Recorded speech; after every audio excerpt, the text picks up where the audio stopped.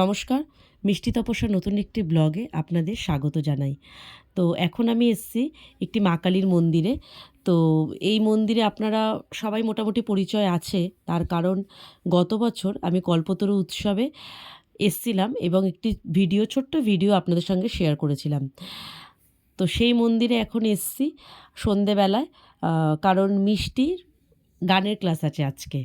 আর ও গানের ক্লাসে গান করছে, আর আমি ভাবলাম যে ১ ঘন্টা গান তো, যে কি করব বসে থেকে। তো অনেক দিন মন্দিরে আসাও হয় না জানেন। তার কারণ আসা হয় মানে এইখানে আসা হয়, কিন্তু মন্দিরে ঢোকা আর হয় না। আর ১ ঘন্টা টাইম সন্ধেবেলায় আসলেও, সকালে এসেছি কিন্তু সন্ধেবেলায় কোনো দিন আসা হয়নি। তাই ভাবলাম যে এখন সন্ধেবেলা একটা বড় সুযোগও আছে, ১ ঘন্টা ওখানে বসে না থেকে আমি একটু মন্দির দিয়ে ঘুরে আসি। তো মন্দিরের উদ্দেশ্যে তাই চলে এসেছি। আর মন্দিরে এসে এত সুন্দর লাগছে আর এত শান্ত পরিবেশ, ভালোও লাগে। যখনই আসি তখনই আমার ভালো লাগে।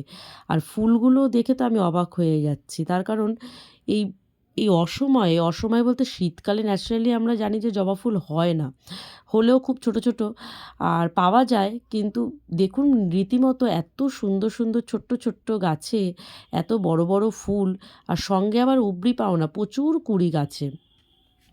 মানে দেখতে এত সুন্দর লাগছে, নিতান্তই এটা পরিচর্যার ফল। কারণ পরিচর্যা না করলে এত সুন্দর সুন্দর গাছ, ছোট্ট গাছে এত সুন্দর সুন্দর আর কি ফুল হয় না।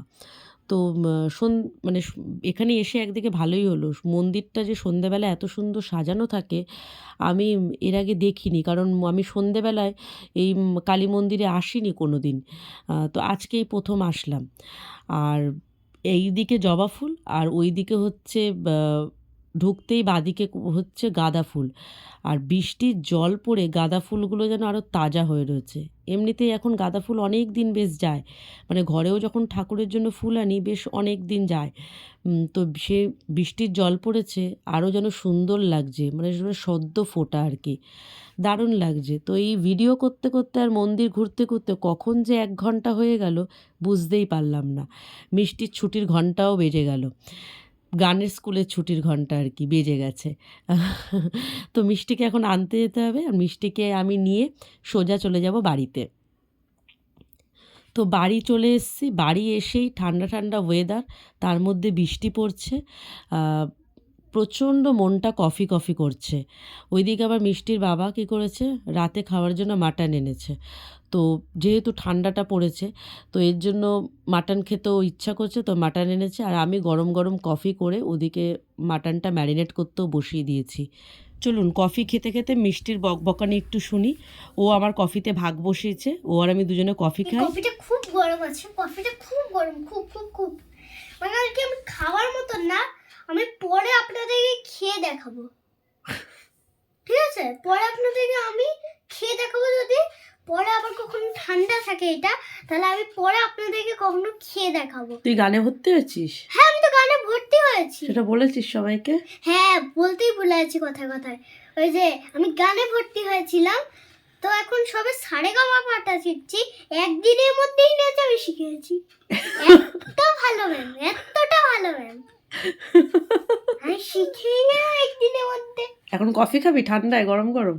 হ্যাঁ, গরম গরম কফি খেতে খুব ভালো লাগে। এই যে ধোঁয়াটা একবার দেখো, মিষ্টির কফি, জাস্ট ধোঁয়াটা একবার দেখো, জাস্ট এই যে ধোঁয়াটা একবার দেখেছেন? ঠিক আছে, নে কফিটা খেয়ে নে। তো কফি খেতে খেতে ওইদিকে আমি মাটনটা আর ভাতও বসিয়ে দিয়েছিলাম।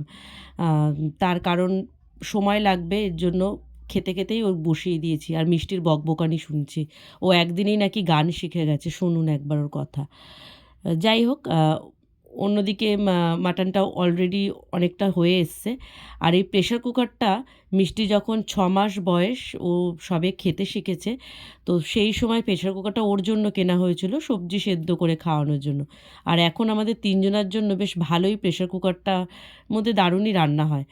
আর ভালোও লাগে, ছোট্ট জায়গার মধ্যে খুব সুন্দরভাবে রান্নাটা করাও যায়। তো দেখতে দেখতে মোটামুটি মাটন হয়ে এসছে। রাত্রিবেলায় ওই যে পেঁপে আর আলু দিয়ে একটু ঝোল করব। তো মাটনটাও অলরেডি হয়েও এসছে। আমরা মাটনটা হয়ে গেলে আমরা খেতে বসবো। তো হয়ে গেছে, এখন সবাই খেতেও বসবো। বসছি আর কি, বসে পড়েছি অলরেডি। তো যাই হোক, এই ছিল আজকের ভিডিও। ভিডিওটা যদি ভালো লাগে তো একটু লাইক করবেন, কমেন্ট করবেন আর চ্যানেলটিকে সাবস্ক্রাইব করে দেবেন। সবাই ভালো থাকবেন, সুস্থ থাকবেন আর সাবধানে থাকবেন। দেখা হবে নতুন কোনো দিন, নতুন কোনো ভিডিও নিয়ে। ততক্ষণের জন্য সতর্ক থাকুন, সাবধানে থাকুন। নমস্কার।